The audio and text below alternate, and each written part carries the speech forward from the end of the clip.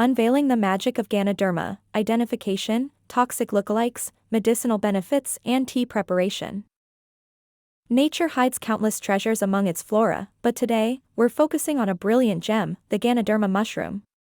This fungal marvel is a wonder of the wild, offering incredible health benefits.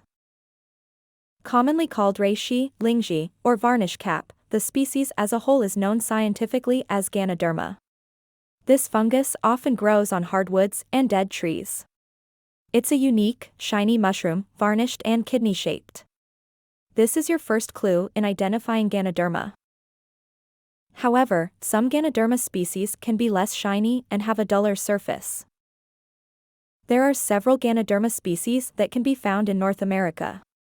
Ganoderma tsugi, toxic, Ganoderma lucidum, Ganoderma cartesiae, Ganoderma applanatum, Ganoderma sessile, Ganoderma multipilium, Ganoderma oregonense. While many Ganoderma species, including some of the ones listed, have been traditionally used for their potential medicinal benefits, it's important to note that not all of them have been equally studied, and the specific medicinal properties can vary from one species to another. Additionally, the term and medicinal benefits can encompass a wide range of potential uses, and the active compounds in different Ganoderma species may differ. Generally, Ganoderma lucidum is the most well-known and extensively studied species for its potential medicinal properties.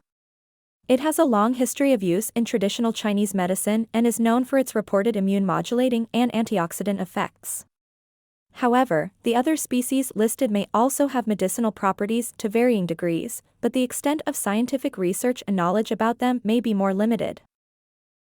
To determine the specific properties and safety of each species, it's essential to consult scientific literature and studies related to each Ganoderma species individually. Additionally, if you intend to use any Ganoderma species for medicinal purposes, it's advisable to seek guidance from a healthcare professional or mycologist who is knowledgeable about their use and potential risks. Consuming wild mushrooms for their medicinal properties should be done with caution, as allergic reactions and individual responses can vary. Now let's move on to some specifics to assist you in identifying the Ganoderma mushroom. Ganoderma mushrooms have a shiny, reddish-brown to dark brown, kidney-shaped or fan-shaped cap. The cap is usually smooth and can be varnished or lacquered in appearance. However, some mushrooms can be less shiny and have a duller surface. The cap of a Ganoderma mushroom can vary in size, but is typically between 8 to 25 centimeters, 3 to 10 inches, across. The surface of the cap should be smooth and hard, like a piece of polished wood. Some mushrooms often have a thick, woody stem that is off-center or lateral, rather than directly in the center of the cap. The stem is usually lighter in color than the cap and has a white to pale yellow hue. Some species of Ganoderma can have different colors, to include black. The Ganoderma is classified as a polypore. The underside of the cap features fine, small pores, rather than gills. These pores can be white or brownish. Ganoderma mushrooms are often found growing on the stumps or logs of dead or decaying hardwood trees, especially oak, maple, and elm. They are less commonly found on conifers. Ganoderma mushrooms typically grow during the warmer months, from late spring to early autumn, although they can be found year-round in some regions. Now we move on to the toxic lookalikes. It is essential to address a common misconception in the field of mycology, which suggests that all polypore mushrooms are non-toxic. This notion is a myth and should not be regarded as a reliable guide during mushroom foraging endeavors. While a significant portion of polypore mushrooms are non-toxic, it is imperative to acknowledge that only a small amount of them holds any culinary or medicinal purposes.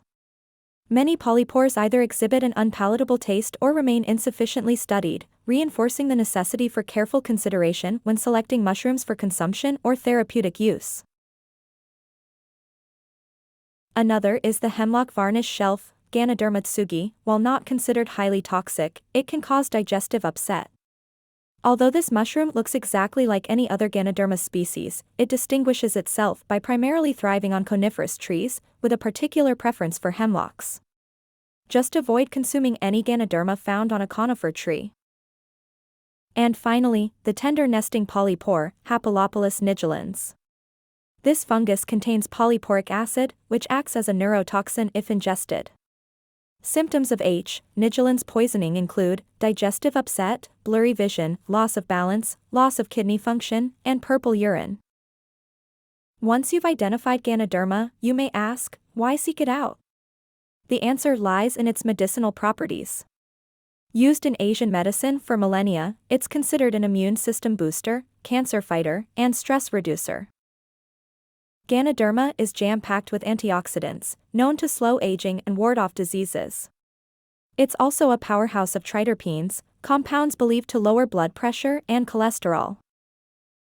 Ganoderma's polysaccharides support immune function, while its beta-glucans are believed to fight cancer cells. Finally, there's ganoderic acid, unique to Reishi, which is rumored to alleviate allergies and asthma. Sounds magical, right? Ganoderma mushrooms are generally not consumed as a whole due to their tough and woody consistency.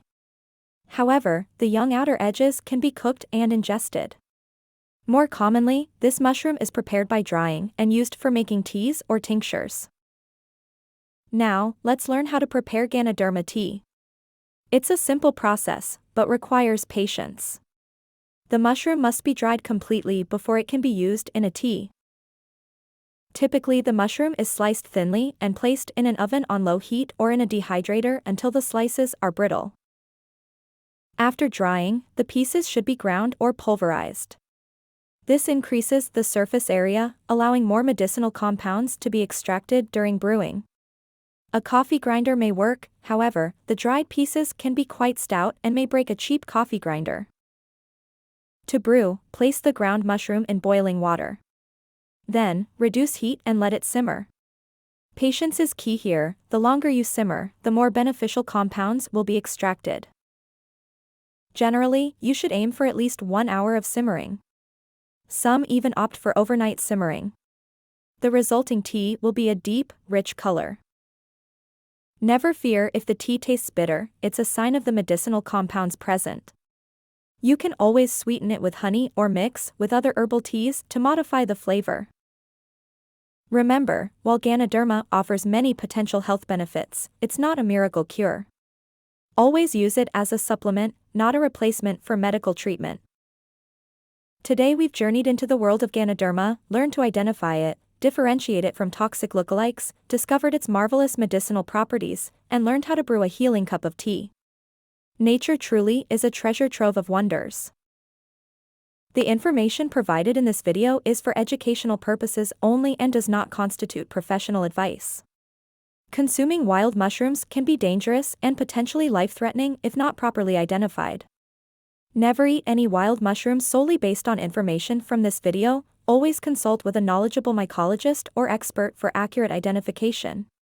It is your responsibility to prioritize your safety, understand the potential risks, and follow local laws and regulations regarding mushroom foraging. Stay curious, stay healthy, and keep exploring. Until next time, keep the magic of Ganoderma in your hearts and your teacups.